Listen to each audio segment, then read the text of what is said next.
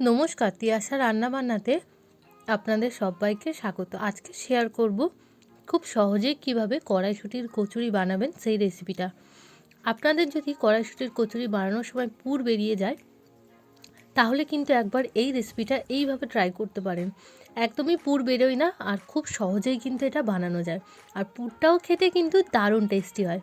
তো তার জন্য এখানে মোট 1 কেজি পরিমাণ মটরশুঁটিকে নিয়ে নিয়েছি। এবার আমি খোলাটা ছাড়িয়ে নিয়েছি। তারপরে ওটাকে আমি গরম জলে 2 থেকে 3 মিনিট সেদ্ধ করে নিয়ে একটা মিক্সিং জারের মধ্যে 1/2 ইঞ্চি আদা, একটা কাঁচা লঙ্কা দিয়ে পেস্ট বানিয়ে নিয়েছি। এবার এদিকে আমি ময়দাটা মেখে নেব। তার জন্যে 2 চামচ সাদা তেল, স্বাদ মতো নুন আর স্বাদ মতন একটু চিনি দিয়ে এটাকে প্রথমে ময়াম দিয়ে নেব। তারপর উষ্ণ গরম জল দিয়ে অল্প অল্প করে এটাকে মেখে নেব। উষ্ণ গরম জল দিয়ে মাখলে কিন্তু ডোটা খুব সুন্দর একটা সফট হয়। অবশ্যই কিন্তু আপনারা উষ্ণ গরম জল দিয়ে মাখবেন। দেখুন, এটা কিন্তু একদম পারফেক্টলি মাখা হয়ে গেছে। এবার এটা আমি ঢাকা দিয়ে রেখে দেবো। এবার এদিকে আমি পুরটা বানিয়ে নেব। তার জন্য 1 চামচ মতন সাদা তেল দিয়ে দিয়েছি। তার মধ্যে দিয়ে দিয়েছি এখানে কালো জিরে।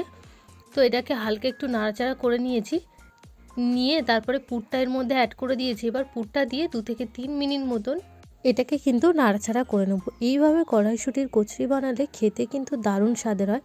তারপর স্বাদ মতন একটু নুন আর একটু সামান্য চিনি দিয়ে আবার ওটাকে মিশিয়ে নেব 2 থেকে 3 মিনিট মতন।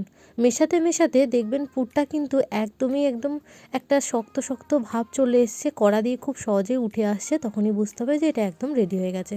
তারপরে যেই ময়দাটা আমি মেখে রেখেছিলাম তার থেকে কিছুটা অংশ নিয়ে কড়াইশুঁটির পুরটা তার মধ্যে দিয়ে ভালো মতন করে বন্ধ করে দিলাম। তারপর লুচির মতন করে বেলে নিয়ে তারপর গ্যাস অন করে কড়া বসিয়ে তাতে পরিমাণ মতন সাদা তেল দিলে একদম ফুলকো করে ভেজে নিলেই কিন্তু রেডি হয়ে গেল আমাদের কড়াইশুঁটির কচুরি। যদি রেসিপিটা ভালো লাগে তাহলে কিন্তু অবশ্যই লাইক, কমেন্ট আর সাবস্ক্রাইব করবেন। আর দেখুন, একটুও কিন্তু পুর বেরিয়ে যায়নি। এভাবে বানালে একটুও পুর বেরিয়ে যায় না।